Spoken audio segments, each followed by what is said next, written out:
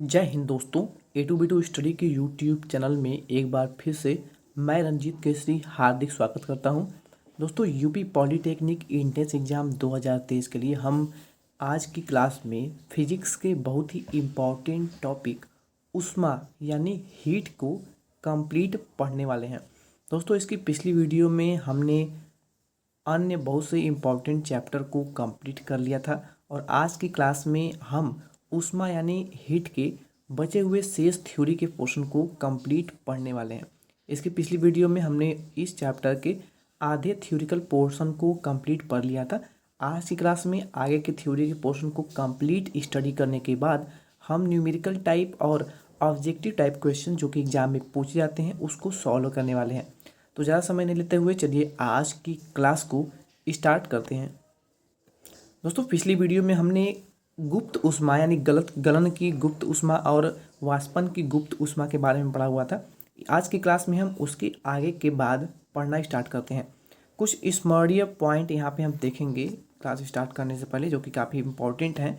तो इनमें आपका पहला जो पॉइंट है वो आ जाता है कि समान ताप के गर्म जल की अपेक्षा, समान ताप का अगर कोई जल है उसके अपेक्षा भाप से अधिक खतरनाक जल सकते आप हैं। यानी जो पहला पॉइंट है आप समझ सकते हैं, अगर आप गर्म पानी में अपना हाथ डालते हैं तो आप कम जलेंगे उसकी अपेक्षा अगर आप उसी गर्म भाप से जलते हैं। ठीक है, तो ये पहला पॉइंट हो गया। दूसरा पॉइंट है कि 0 डिग्री सेंटीग्रेड का बर्फ़ जो है 0 सेंटीग्रेड के जल से अधिक ठंडा लगता है। यानी कि 0 डिग्री सेंटीग्रेड पे आपका एक तरफ जल है और एक तरफ आपका है बर्फ़, लेकिन इसमें होता क्या है, जल की अपेक्षा बर्फ़ जो है वो अधिक ठंडा महसूस होता है या फिर फील होता है। तो ये दूसरा पॉइंट था। द्रव में अशुद्धि मिलाने पर क्वथनांक जो है वो बढ़ जाता है। द्रव में कोई भी अगर अशुद्धि आप मिलाते हैं तो उसका क्वथनांक जो है वो इंक्रीज हो जाएगा, बढ़ जाएगा। बर्फ़ में अशुद्धि मिलाने पर गलनांक जो है वो घट जाता है। बर्फ़ में अशुद्धि मिलाने पर उसका गलनांक जो है वो घट जाता है और उसका क्वथनांक जो है वो बढ़ जाता है। ये दो पॉइंट आपको याद रखना है। क्वेश्चन आपको कुछ इस प्रकार से पूछा जा सकता है कि कोई द्रव है जिसमें हम अशुद्धि मिला रहे हैं तो उसके क्वथनांक पर क्या प्रभाव पड़ेगा। ऑप्शन आपको दिया जाएगा कि बढ़ जाता है, घट जाता है या फिर अपरिवर्तित रहता है, ठीक है, या फिर नॉन ऑफ दिस। तो आपको याद रखना है कि जब कोई द्रव में आप क्या अशुद्धि मिलाते हैं तो उसका क्वथनांक बढ़ जाता है, लेकिन वही अगर आप बर्फ़ में अशुद्धि मिलाते हैं तो उसका गलनांक घट जाता है। ओके, बर्फ़ में अशुद्धि मिलाने पर उसका गलनांक घट जाता है। किसी ईंधन के 1 ग्राम द्रव्यमान से प्राप्त ऊष्मा की मात्रा को उस ईंधन का कैलोरी मान कहते हैं। क्या कहते हैं? कैलोरी मान कहते हैं। किसी ईंधन, कोई भी ईंधन है, लकड़ी, कोयला, कुछ भी हो सकता है, उसका 1 ग्राम वैल्यू, यानी कोयला है, मान लीजिए यहाँ पे कोयला रखा हुआ है, तो उसका 1 ग्राम वैल्यू जो कि उसको अगर आप दहन कर रहे हैं, उसको आप जला रहे हैं, तो उससे जो प्राप्त ऊष्मा होगी ना, उसको उस ईंधन का, यानी अगर कोयला है तो कोयले का कैलोरी मान कहते हैं, लकड़ी है तो लकड़ी का 1 ग्राम उस लकड़ी का आप कैलोरी मान कहेंगे। ठीक है, उम्मीद है आपको ये क्लियर हो गया होगा। दोस्तों, ऊष्मागतिकी यानी थर्मोडायनेमिक्स पढ़ेंगे हम। तो विज्ञान की वह शाखा जिसके अंतर्गत हम ऊष्मीय ऊर्जा का अन्य प्रकार की ऊर्जाओं से संबंधों का अध्ययन करते हैं, ऊष्मागतिकी कहलाता है। क्या कहलाता है? ऊष्मागतिकी यानी थर्मोडायनेमिक्स कहलाता है। मान लीजिए ऊष्मीय ऊर्जा है, एक प्रकार की ऊष्मीय ऊर्जा, एक प्रकार की ऊर्जा है, तो ऊष्मीय ऊर्जा का किसी अन्य ऊर्जा के साथ संबंध हम उसका अध्ययन करते हैं। मान लीजिए ऊष्मीय ऊर्जा है, इसके साथ साथ आप कोई अलग एनर्जी ले लीजिए, जैसे कि इलेक्ट्रिकल एनर्जी ले लीजिए, मैकेनिकल एनर्जी ले लीजिए, उसके साथ समान ऊर्जा होता है। ठीक है, तो इसके साथ अगर किसी भी अन्य ऊर्जा का हम अध्ययन कर रहे हैं तो उसी को कहते हैं ऊष्मागतिकी यानी थर्मोडायनेमिक्स। आंतरिक ऊर्जा क्या है, इंटरनल एनर्जी क्या है?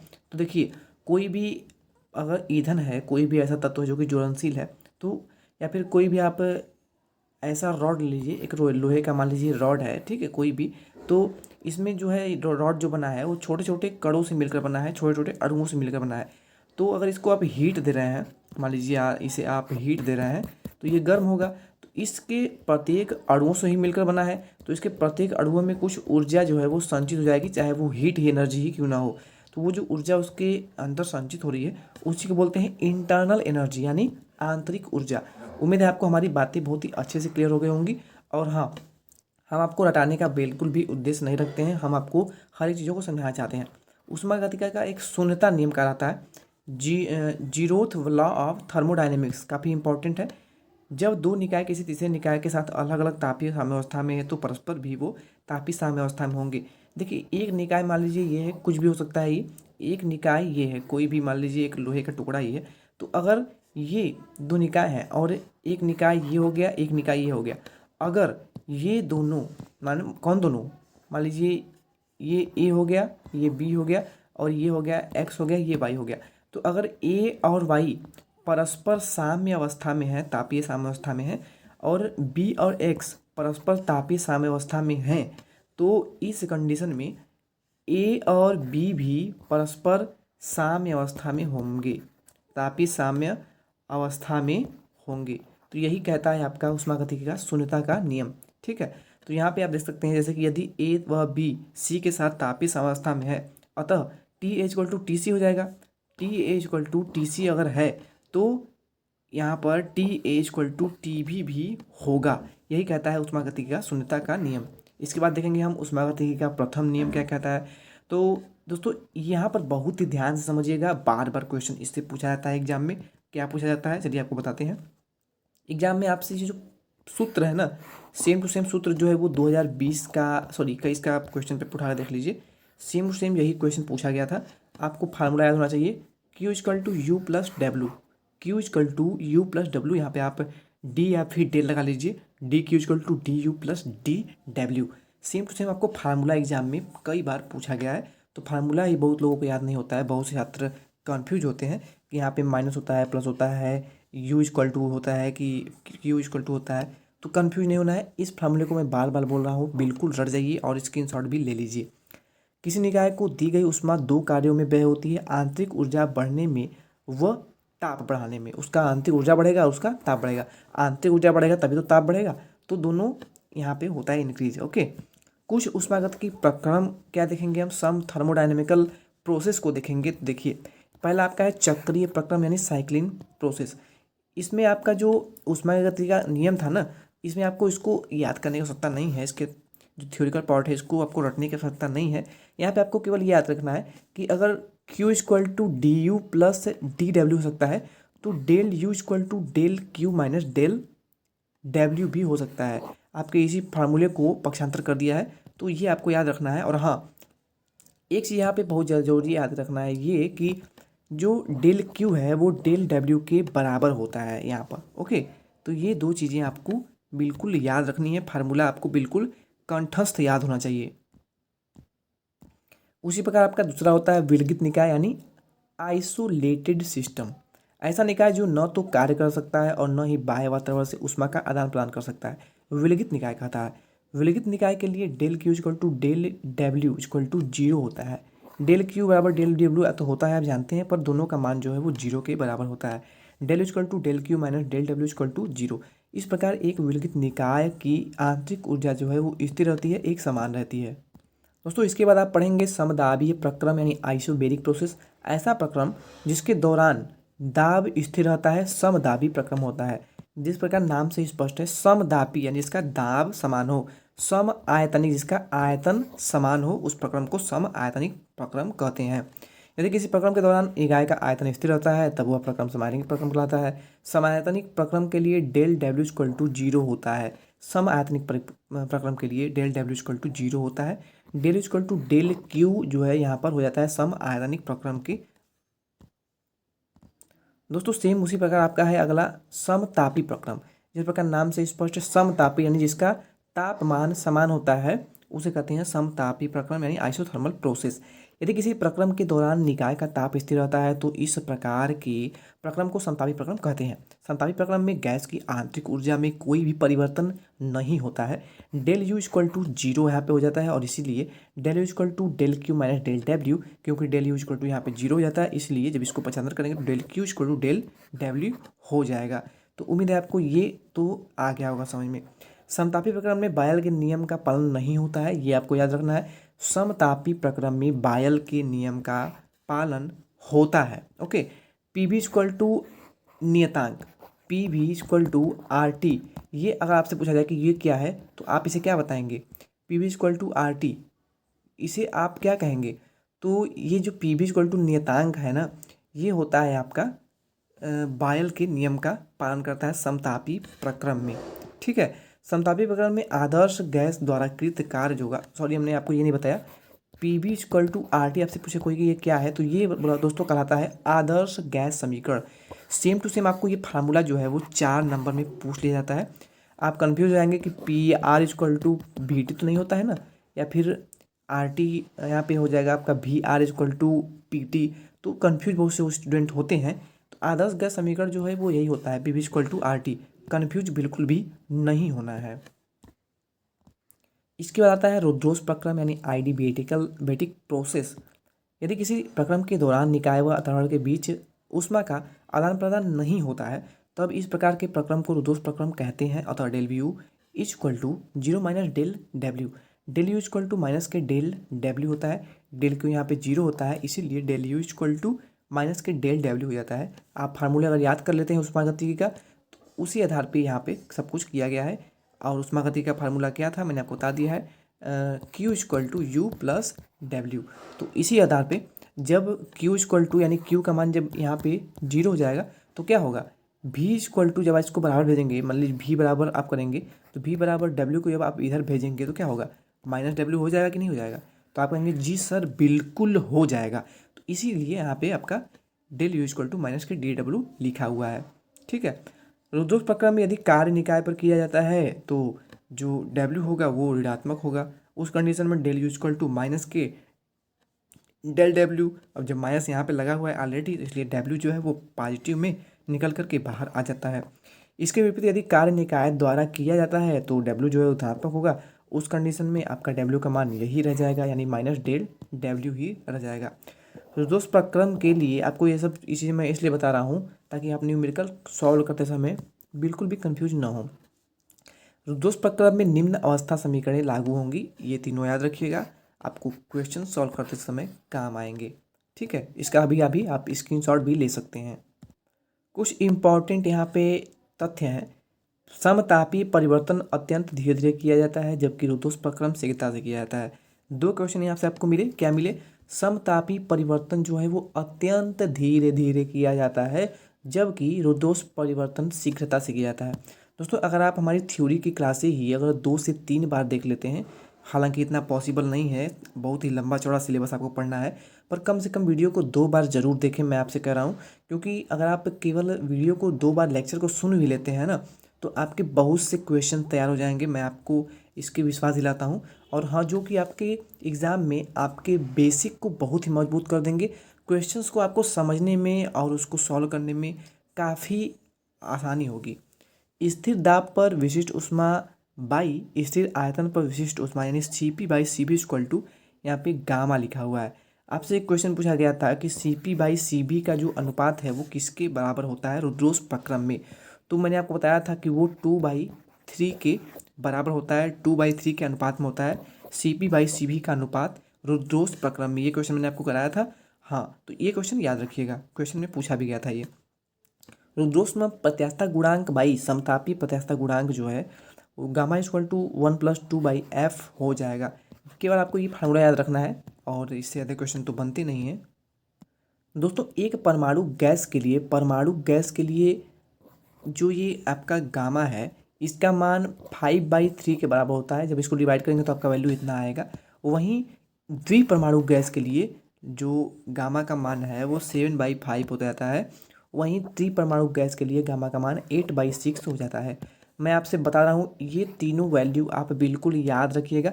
मैं जो भी चीज़ें आपको बता रहा हूँ ना उसको आप बिल्कुल याद रखिएगा, नहीं तो आपको आगे जाकर प्रॉब्लम हो सकता है। पी भी आरेख में एक ही बिंदु से गुजरने वाले रुद्रोस प्रक्रम वक्र का ढाल समतापी वक्र के ढाल का y गुना यानी गामा गुना अधिक होता है। पीवी आरेख जो होता है यानी यहाँ पे दाब और आयतन के बीच में आरेख खींचा जाता है। एक ही बिंदु से गुजरने वाले रुद्रोस वक्र का ढाल जो होगा वो समतापी वक्र के ढाल से गामा गुना अधिक होता है। आगे आपका आता है ऊष्मा इंजन यानी हीट इंजन क्या है। ऊष्मा इंजन ऐसी युक्ति है जो ऊष्मा को यांत्रिक में कार्य में परिवर्तित करती है। ऊष्मीय इंजन की दक्षता क्या होगी, तो दक्षता जानते हैं आप हैं ईटा से दर्शाते हैं। ईटा यानी इफिशियंसी होता जाता है, इसका मात्रक ईटा जो है। तो ईटा इक्वल टू आपका होता है W/Q1। W क्या है, कार्य है, Q क्या है, Q आपका जो है वो ऊष्मा है। तो Q1 minus Q2 by Q1 भी आप इसे लिख सकते हैं। अगर आप किसी ऊष्मा की इंजन की दक्षता निकालना चाहते हैं तो Q1 minus Q2 by Q1, यानी यहाँ पे आप लिख सकते हैं जैसे कि आप लगाते हैं दी गई ऊष्मा माइनस की ली गई ऊष्मा बटा दी गई ऊष्मा। ठीक है, तो इसे हम आगे इसके बारे में डिस्कस करने वाले हैं। दोस्तों देखिए यहाँ पे जैसे कि प्रतिशत में पूछा जाए तो eta equal to W by Q1 into 100 लिख सकते हैं, या फिर मैंने आपको बताया Q1 यानी दी गई ऊष्मा माइनस ली गई ऊष्मा बाई दी गई ऊष्मा इंटू 100। प्रतिशत में जब पूछा जाए तो यहाँ पे 100 का मल्टीप्लाई होता है, आप अच्छे जानते होंगे। 1 minus Q2 by Q1 into 100 भी इसे लिख सकते हैं, या फिर अगर टेम्परेचर में पूछा जाए तो माइनस के 1 minus T2 by T1 into 100 भी इसे आप लिख सकते हैं। यदि Q2 इक्वल टू 0 या फिर T2 इक्वल टू 0 केल्विन होगा तो ईटा इक्वल टू 100% होगा, जो कि संभव ही नहीं है। यानी जो आपका ऊष्मा इंजन है इसकी इफिशियंसी यानी दक्षता जो है वो 100% संभव नहीं होती है। किसी भी मशीन की आप बात कर लें तो उसका जो इफिशियंसी है वो 100%, ये एक आदर्श रूप से माना जाता है, पर ये 100% नहीं होता है। दोस्तों इसके बाद आपको देखना है क्लासियस का कथन, क्लासियस स्टेटमेंट क्या था। तो देखिए, बिना बाह्य ऊर्जा का उपयोग किए ऊष्मा का शीतलन वस्तु सिंक से तप्त वस्तु को हस्तांतरण संभव नहीं है। इस कथन पर प्रशीतित यानी रेफ्रिजरेटर जो है वो आधारित है। बिना बाह्य ऊर्जा का उपयोग किए ऊष्मा का शीतल वस्तु सिंक से तप्त वस्तु को हस्तांतरित संभव नहीं है। यानी अगर किसी रेफ्रिजरेटर में यूज किया जाता है ये, जब से आप उसे इलेक्ट्रिकल एनर्जी नहीं देते हैं तब से वो इलेक्ट्रिकल एनर्जी के द्वारा शीतल वस्तु यानी ठंडी अवस्था में सिंक से उसको वस्तु को हस्तांतरित नहीं करता है, जिससे कि वो आपका रेफ्रिजरेटर यानी फ्रिज जो होता है वो ठंडा होता रहता है। रेफ्रिजरेटर के बारे में देखेंगे, इसको हिंदी में यहाँ पे लिखा हुआ है प्रशीतित त्रित, यानी फ्रिज आप बोलते हैं नॉर्मल भाषा में। तो यह ऊष्मा इंजन का व्युत्क्रम है। ऊष्मा इंजन इसके विपरीत कार्य करता है। यह ठंडी वस्तु से ऊष्मा लेता है तथा कुछ कार्य करने के पश्चात बची ऊष्मा को गर्म वस्तु को दे देता है। दोस्तों कोफिशिएंट ऑफ रेफ्रिजरेटर परफॉर्मेंस यानी प्रशीतित का कार्यशीलता गुणांक आप देखेंगे तो beta equal to Q2 by W, या फिर Q2 by Q1 minus Q2 equal to यहाँ पे ताप के लिए T2 by T1 minus T2 आप लिख सकते हैं। तो ये फार्मूला केवल आपको याद रखना है और आगे न्यूमेरिकल क्वेश्चन में आपको ये बहुत ही इंपॉर्टेंट काम देंगे। ऊष्मा का संचरण एवं चालन देखेंगे हम। तो देखिए, ऊष्मा के एक स्थान से दूसरे स्थान तक ले जाने को ऊष्मा का संचरण कहते हैं। ऊष्मा चालन क्या है मैंने आपको स्टार्टिंग में बता दिया था। चालन क्या है, तो देखिए कंडक्शन ऊष्मा के संचरण की वह प्रक्रिया जिसमें ऊष्मा पदार्थ के एक कण से दूसरे पदार्थ के कण में जाती है परंतु कोई भी कण अपना स्थान नहीं छोड़ता, चालन कहलाता है। संवहन क्या है, तो उसी प्रकार ऊष्मा के संचरण की वह प्रक्रिया जिसमें पदार्थ के कण ऊष्मा स्रोत से ऊष्मा लेकर अन्य भागों में चले जाते हैं, वह उनके स्थान पर नए कण आ जाते हैं, संवहन कहलाता है। प्रायः सभी द्रवों में ऊष्मा का प्रवाह संवहन विधि से ही होता है, यानी द्रवों में ऊष्मा का जो प्रवाह होता है वो संवहन विधि से ही होता है। दोस्तों नेक्स्ट आपका बहुत ही ज़्यादा इंपॉर्टेंट टॉपिक आता है ताप प्रवणता। पिछले साल का जो अगर पेपर देखें 2022 का, तो सेम इसी फार्मूले पे एक क्वेश्चन आपको पूछा गया था। ताप प्रवणता है टेम्परेचर ग्रेडियंट।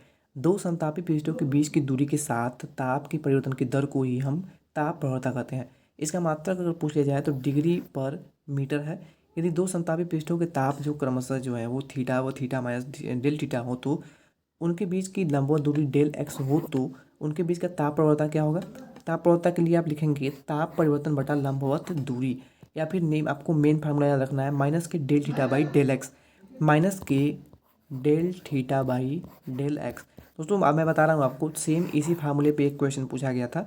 आपको जो ताप प्रवणता ज्ञात करना था और वहाँ पे दिया हुआ था आपका यानी तापमान दिया हुआ था और उसकी लंबवत दूरी दी हुई थी यानी डेल एक्स का मान दिया हुआ था। तो जिन भी स्टूडेंट को इसका फार्मूला याद था वो उन्होंने सही क्वेश्चन कर करके 4 नंबर जो है वो जे कप से छीन लिए। तो आपको ये फार्मूला याद रखना है ताकि आप भी कुछ नया कर सकें। इसके बाद नेक्स्ट टॉपिक आता है ऊष्मा चालकता गुणांक यानी कोएफिशिएंट ऑफ थर्मल कंडक्टिविटी। थोड़ा ध्यान समझिएगा। ऊष्मा चालकता गुणांक जो है उसको हम के से नोट करते हैं। के इक्वल टू आपका होता है Q into D by A into del theta into T. T क्या है आपका तापमान है। और यहाँ पे हमको ये थ्योरी का पोर्शन स्किप कर सकते हैं। हाँ, किसी पदार्थ का ऊष्मा चालकता गुणांक जो है ऊष्मा की वह मात्रा है जो स्थायी अवस्था में उस पदार्थ की 1 मीटर लंबी तथा 1 मीटर स्क्वायर अनुप्रस्थ क्षेत्रफल की छड़ में 1 सेकंड में प्रवाहित होती है, जबकि छड़ के दोनों सिरों पर जो तापांतर है 1 डिग्री सेंटीग्रेड है, वह ऊष्मा का संचरण छड़ के सिरों के लंबवत होगा। ऊष्मा चालकता गुणांक का मात्रक अगर पूछ लिया जाए तो के का मात्रक जो है वो किलो कैलोरी पर मीटर सेकेंड डिग्री सेंटीग्रेड होता है। देख रहे हैं ना कितना लंबा इसका मात्रक है, तो लंबा तो क्वेश्चन भी बाउंडेड हो जाता है। तो किलो कैलोरी पर मीटर सेकेंड डिग्री सेंटीग्रेड इसका मात्रक होता है। अगला आपका आता है ऊष्मीय प्रतिरोध यानी थर्मल रेजिस्टेंस। तो पदार्थ द्वारा ऊष्मा के प्रवाह में डाली गई रुकावट को ही पदार्थ का ऊष्मीय प्रतिरोध कहते हैं। पदार्थ द्वारा ऊष्मा के प्रवाह में डाली गई रुकावट को ही पदार्थ का ऊष्मीय प्रतिरोध कहते हैं। आप नॉर्मल रेजिस्टेंस को जानते हैं ना, इलेक्ट्रिसिटी में। इलेक्ट्रिसिटी में क्या होता है, जो भी आपके करंट फ्लो को बाधा उत्पन्न करता है उसी को कहते हैं हम रेजिस्टेंस। लेकिन ऊष्मीय प्रतिरोध में क्या होगा, जो ऊष्मा के प्रवाह में बाधा उत्पन्न करता है उसी को कहते हैं हम ऊष्मीय प्रतिरोध। सिंपल है। तो ऊष्मीय प्रतिरोध को हम ही आर से ही लिखते हैं, कैपिटल आर इक्वल टू आपका होता है एल बाई के ए। के है आपका ऊष्मा चालकता गुणांक, तो R equal to L by K A, या फिर θ1 माइनस θ2 बाई एच। ओके, याद रखिएगा एच जो है वो ऊष्मा प्रवाह की दर है और एल जो है वो छड़ की लंबाई है। θ1 माइनस θ2 क्या है, ये आपका तापांतर यानी दोनों के तापों में जो अंतर होता है। जब समान क्षेत्रफल के दो छड़ों को परस्पर मिलाकर रखा जाए तो छड़ों के अंतरा पृष्ठ का ताप जो होगा वो theta equal to K1 θ1 L2 by K1 L1 plus K2 θ2 L1 by K2 L1 हो जाएगा। दोस्तों ऊष्मीय चालकता गुणांक के लिए आपको दो फार्मूले याद रखना है, श्रेणी क्रम और समांतर क्रम के लिए। श्रेणी क्रम के लिए ऊष्मा चालकता गुणांक जो होगा वो L1 plus L2 by L1 by K1 plus L2 by K2 हो जाता है। K क्या है आपका ऊष्मा चालकता गुणांक है। समांतर क्रम में वही हो जाता है वो K equal to K1 A1 plus K2 A2 by A1 plus A2 हो जाता है। तो ये दो जो फार्मूले मैं बता रहा हूँ श्रेणी क्रम और समांतर क्रम के लिए, ये जो है आपका ये श्रेणी क्रम के लिए है और ये वाला जो फार्मूला है वो समांतर क्रम के लिए है। तो समांतर क्रम में आपसे पूछा जाए कि ऊष्मा चालकता गुणांक का सूत्र लिखिए, या फिर श्रेणी क्रम में तुल्य ऊष्मा चालकता गुणांक का सूत्र लिखिए, तो आपको दोनों ही याद होने चाहिए। अगला आपका आता है उत्सर्जन क्षमता यानी इमेसिव पावर। किसी पृष्ठ के प्रति एकांक क्षेत्रफल से प्रति सेकंड उत्सर्जित कुल विकिरण ऊर्जा की मात्रा को उत्सर्जन क्षमता छोटी ई से डिनोट करते हैं। ई का मान उत्सर्जित पृष्ठ की प्रकृति पर निर्भर करता है। इसका मात्रक जो है वो जूल पर मीटर स्क्वायर सेकेंड है। इक्वल टू इंटीग्रल 0 से इनफाइनाइट लिखते हैं ई लैम्डा डी लैम्डा, यहाँ पे इसका फार्मूला होता है।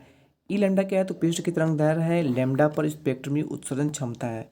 ठीक है, लैम्डा जो है वो स्पेक्ट्रमी उत्सर्जन क्षमता है, याद रखिएगा।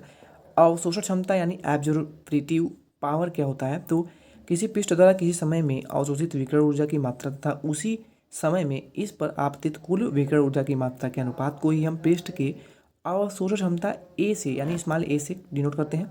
इसका कोई मात्रक नहीं होता है। आपसे क्वेश्चन पूछा जाएगा कि अवशोषण क्षमता इसका मात्रक क्या है, तो आप कहेंगे इसका कोई मात्रक नहीं होता है। आपको 4-5 ऑप्शन दे देंगे, वहाँ पे एक देगा कि नन, कोई मात्रक नहीं होता है, तो आप लगाएंगे हाँ यही होता है इसका करेक्ट आंसर। स्टीफन का नियम आपने पढ़ा है, चलिए पढ़ते हैं। दोस्तों स्टीफन्स लॉ कहता है किसी पृष्ठ के एकांक क्षेत्रफल से 1 सेकंड में उत्सर्जित होने वाली ऊष्मा की मात्रा उस पृष्ठ के परम ताप के चतुर्थ घात के समानुपाती होता है।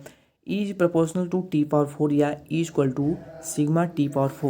दोस्तों ये जो फार्मूला मैं बता रहा हूँ आपको E equal to sigma T⁴, ये मोस्ट इंपॉर्टेंट है, वेरी वेरी मोस्ट इंपॉर्टेंट है, तो इसको आप बिल्कुल नोट कर लीजिएगा। E equal to sigma T⁴। Sigma जो है ना ये आपका स्टीफन नियतांक है। सिग्मा आपसे पूछ लिया जाए तो सिग्मा जो है वो स्टीफन नियतांक है। स्टीफन नियतांक का मान भी हो जाए, सिग्मा का जो मान है वो 5.67 इंटू 10⁻⁸ वाट पर मीटर स्क्वायर K4 होता है। इसे आप E equal to sigma T⁴ minus T⁴ भी लिख सकते हैं। इस पर हम आपको एक न्यूमेरिकल क्वेश्चन जरूर कराएंगे, क्योंकि पूछा जाता है इस फार्मूले पे एक या फिर 2 क्वेश्चन 100% पूछा जाता है। तो इस फार्मूले पे मैं आपको क्वेश्चंस कराऊंगा आने वाले वीडियो में। इसके बाद आता है आपका न्यूटन का शीतलन नियम यानी न्यूटन्स कूलिंग लॉ। किसी वस्तु के ठंडे होने की जो दर होगी उस वस्तु या फिर उस वस्तु व वातावरण के तापांतर के समानुपाती होती है। यदि कोई वस्तु T समय में θ1 से θ2 ताप तक ठंडी होती है तो तापांतर क्या होगा इसका, θ1 से θ2 हो जाता है, तो θ1 माइनस θ2 हो जाएगा और बाई T यहाँ पे हो जाएगा। तो ये जो प्रपोर्शनल होता है θ1 प्लस θ2 बाई 2 माइनस θ0 के बराबर। सौर नियतांक पढ़ेंगे आप, पृथ्वी के प्रति एकांक क्षेत्रफल प्रति सेकंड अभिलंबवत आपतित सौर ऊर्जा की मात्रा को सौर नियतांक कहते हैं। इसे हम कैपिटल एस से डिनोट करते हैं। इसका फार्मूला होता है S equal to sigma T S square R S square by L square. यहाँ पे आर एस जो है दोस्तों ये सूर्य की त्रिज्या होती है, टी एस जो है वो सूर्य का ताप होता है, एल जो है वो पृथ्वी से सूर्य के बीच की दूरी होगी। दोस्तों यहाँ पे एक बहुत ही इंपॉर्टेंट चीज़ें याद करने लायक है। सौर नियतांक यानी एस कैपिटल एस का जो मान होता है वो 1340 वाट पर मीटर स्क्वायर होता है, या फिर इसे आप 2 कैलोरी पर सेंटीमीटर मिनट के बराबर भी लिख सकते हैं। तो यहाँ पे 2 क्वेश्चन आते हैं। एस का मान जो है वो वाट पर मीटर स्क्वायर में 1340 होता है और 2 कैलोरी पर सेंटीमीटर स्क्वायर मिनट होता है। तो ये 2 चीज़ें आपको बिल्कुल रट के याद रखना है। आप ये नहीं कहिएगा कि सर आपने ये बताया नहीं था हमें।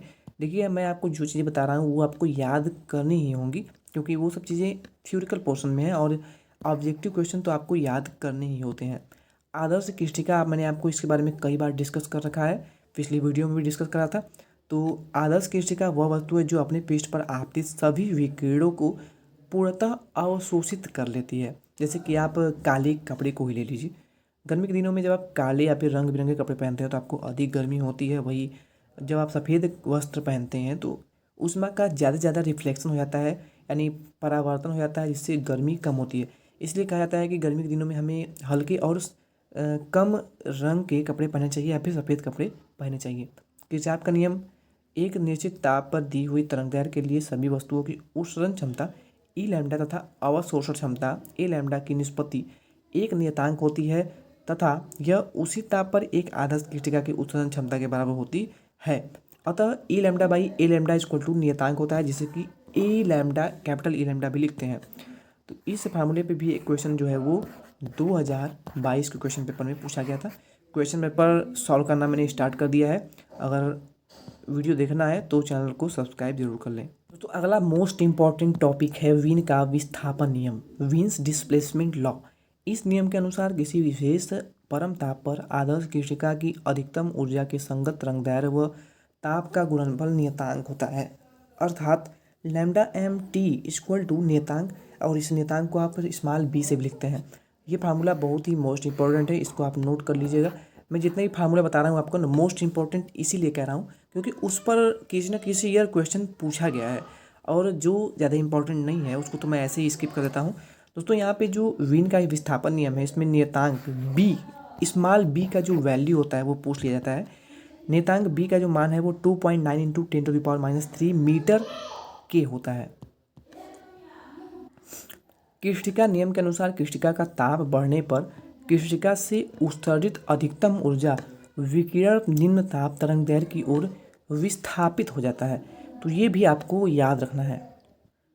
तो दोस्तों फाइनली हमने आज की क्लास में जितने भी थ्योरिकल के पोर्शन थे उसको कंप्लीट पढ़ लिया है। आप 1 से 2 बार रिवीजन जरूर कर लें, मैं बार बार कह रहा हूँ। यदि आप नोट्स बना रहे हैं तो बहुत अच्छी बात है, बहुत ही अच्छा काम कर रहे हैं। दोस्तों कहिए तो लगे हाथ हम इससे आने वाले न्यूमेरिकल टाइप क्वेश्चंस को भी सॉल्व कर लेते हैं। क्या कहते हैं, सॉल्व कर लें? चलिए अच्छा रहने देते हैं, क्योंकि आप भी बहुत समय से ये थ्योरी के पोर्शन को ले रहे हैं तो आप भी थोड़ा रेस्ट ले लीजिए। आने वाली नेक्स्ट वीडियो में हम सॉल्व करते हैं इसे हैं, ठीक है। तो जितने भी इसके ऑब्जेक्टिव क्वेश्चन होते हैं और प्रीवियस ईयर क्वेश्चन भी हम ले लेंगे इसमें, तो सभी को आपको सॉल्व करा देंगे, डिटेल में आपको समझाने का प्रयास किया जाएगा। इससे पहले आप रिवीजन क्लास को 2 से 3 बार जरूर ले लें। हाँ, पिछली क्लास को भी ले लें और हाँ नोट्स जरूर बना लें। जो भी इंपॉर्टेंट फार्मूलाज थे, फार्मूले के लिए दोस्तों आप एक काम करिए, आप चैप्टर का नाम लिखिए, आप एक अपना कॉपी बनाइए, उस कॉपी में ये पेज है ना, तो इस पेज में क्या करिए आप यहाँ पे लिखिए उष्मा। क्या लिखेंगे आप? उष्मा। और यहाँ पे चैप्टर नंबर डाल दीजिएगा जो भी आपका चैप्टर हो, और चैप्टर डालने के बाद आप यहाँ पे जो भी फार्मूला मैंने बता रहा हूँ आप क्लास लेते रहिए और हर फार्मूले को 1 2 कर करके हर एक फार्मूले को डिटेल में यहाँ पे लिखते जाइए जो भी फार्मूला है। इससे होगा क्या ना, जब हम आपको न्यूमेरिकल की क्लास लेंगे या फिर ऑब्जेक्टिव टाइप क्वेश्चंस की क्लास लेंगे तो आपको बस इस पन्ने को खोलना है और जो भी क्वेश्चंस के फार्मूले हैं ना आपको दिख जाएंगे और आप तुरंत उस पर क्वेश्चंस को सॉल्व कर देंगे। तो काफ़ी आपको बेनिफिट इससे मिलने वाला है।